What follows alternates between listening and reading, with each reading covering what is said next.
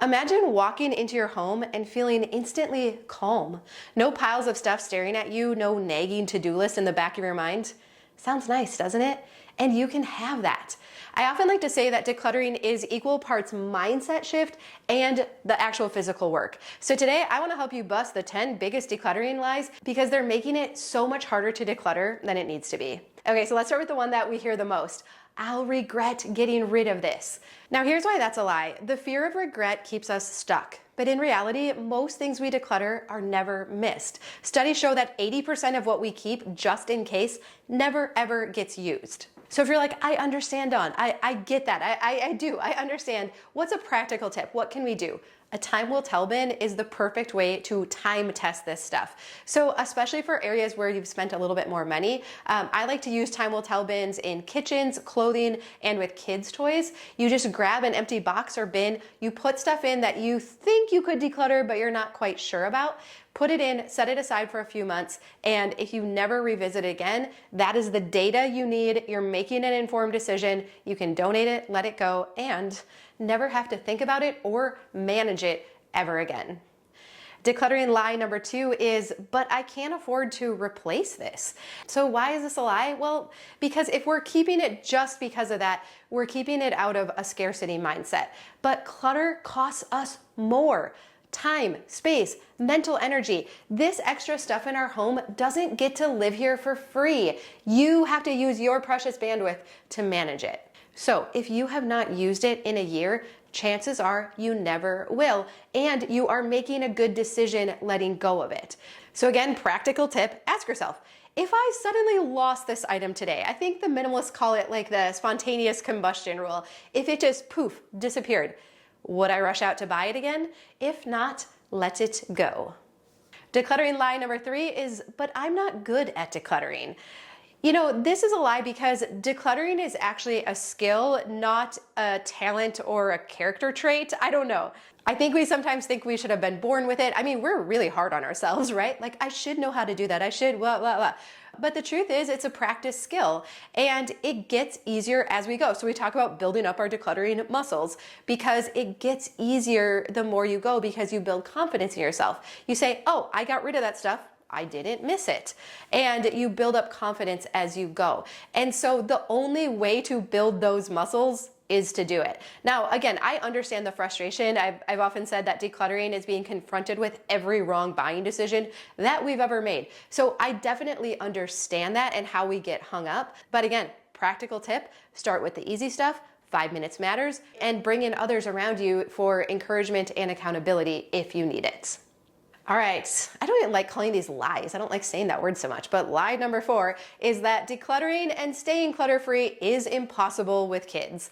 And you know, I get it. Kids just equals more inventory, more stuff, but it doesn't have to mean that a cluttered home is inevitable. You've heard me say this 100 times, but kids thrive in highly simplified spaces. Thrive. They do so much better. If you want your kids to be smarter, more confident, less anxious, have better social skills, be more creative, to be able to occupy their time, to be able to play on their own for multiple hours a day, yes, that is possible.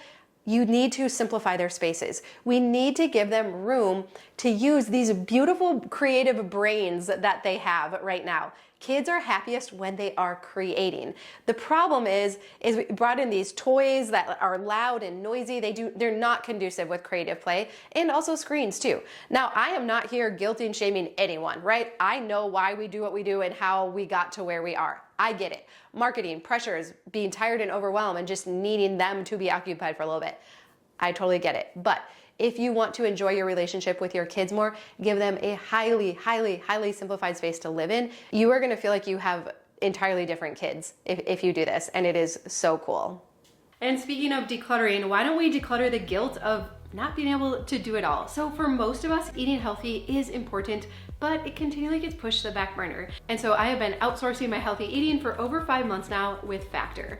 Factor delivers fresh, never frozen, dietitian-approved meals right to your doorstep. I get to skip the grocery store, prep work, cooking, and cleaning, and instead eat stress-free with Factor's delicious, ready-to-eat meals, and they taste so good. Every fresh, never frozen meal is restaurant quality, chef-crafted, dietitian-approved, and ready to eat in just 2 minutes. And they taste awesome. They're filling, and I feel good afterwards. And so I have more energy for decluttering and all of the other things that are important to me. And there's so much variety. Every week there are 35 options to choose from, including popular choices like Calorie Smart, Keto, Protein Plus, or Vegan and Veggie. And Factor is flexible, so you can look ahead and change up your order every week if you need to. They have plans from 4 to 18 meals per week, or you can pause or even reschedule your delivery anytime.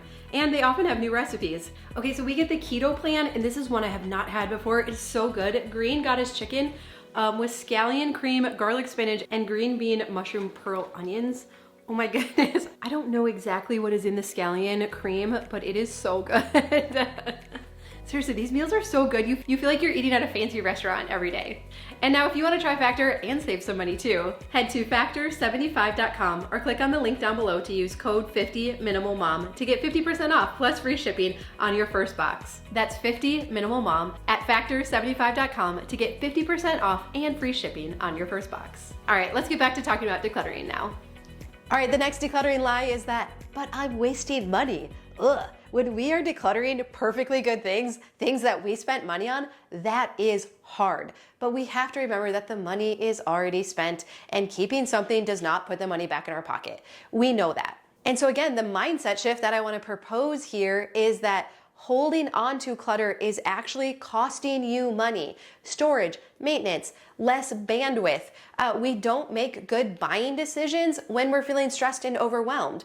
So if we can get our home highly simplified, we are going to make better buying decisions. That is going to put so much more money back in your budget than this stuff that we're not using and just hanging on to. So I know, I know it feels yucky, gross, getting rid of things that we spent money on, but if you will be willing to do that, and you will see it as an investment in your future and your family's future, the house that you can create and have, like we talked about at the beginning, coming into a peaceful space where we can rest and recharge from the chaotic world that we live in, you will come out ahead every single time. So a practical thing you can do is to focus on opportunity cost. What is this item costing you in stress and space? Ooh, this next one, but my identity is tied to my possessions. That's real, man. I'm not here to say, no, you're not your stuff, you're your experiences and values and relationships. You're so much more important or that. But the truth is that a lot of this stuff really was tied to our identity and who we see ourselves as. So again, I don't think we can just say, no, I'm not my stuff. I don't know, maybe that's helpful for some people, but rather I think it's just being very practical. You know, Dana from A Slob Comes Clean, she'll just talk about use the container concept. So maybe you're a teacher who has old books and curriculum and all this. You can keep that stuff, you're allowed to, right? But we have to limit it.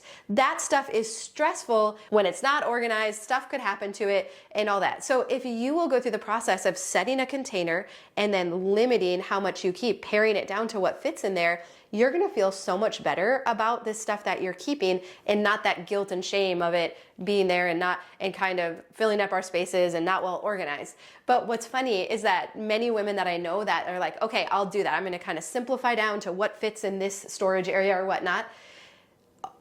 I want to say 9 times out of 10, they end up just getting rid of it all. Because through that process, they do realize this isn't actually how I want to spend my time anymore. For a season that was part of my identity, this stuff was very important to me, but it actually isn't anymore. So just start the process, create a container or a limit, and you might be surprised how you start to look at that stuff completely differently too. Ooh, I like this one a lot. Lie number 9 is that if I'm a minimalist or live really simply, that my house is gonna look boring. So that's actually why I picked this Airbnb. I thought it was so cute. It's super white and bright. I mean, it's an old house. You can't, it looks better in the video and pictures, right? It's an old house, but they just painted everything white, and it's clean, it's fresh, it's bright, it's open. I know not everybody loves white, but here's what I think. I think this is smart. start with a light, bright canvas. But then they added in all these pops of color and personality, and I love it. It is cozy, it's inviting, but it's still simple and peaceful. So you can absolutely have the best of both worlds. We definitely tried to achieve that in our house as we were remodeling and everything too. So you have to remember, decluttering makes room for what you actually love. And when you have your favorite pieces in a simplified space, you can actually see it and appreciate it and enjoy it. So you can have cozy textures, bold colors, meaningful decor. You can still have that. We just have less of it. And again, I think putting it on this like nice white canvas, it really makes it pop and stand out. So it might be something that you want to try in your home too. Okay, and then of course, I just need to get organized. I mean, we know buying more bins and labels is not gonna solve a too much stuff problem. You can't organize clutter. We've heard that said before, right? So first we declutter, but then once you've decluttered and then you're going back to organize, it's fun, it's easy, it's not so challenging. You don't actually need hardly many containers at all. You certainly don't need a lot of the fancy organizing things. Now, I do have some videos on some of my absolute favorite Amazon organizing products. I'm still asked sometimes about like decanting like all the spices and stuff.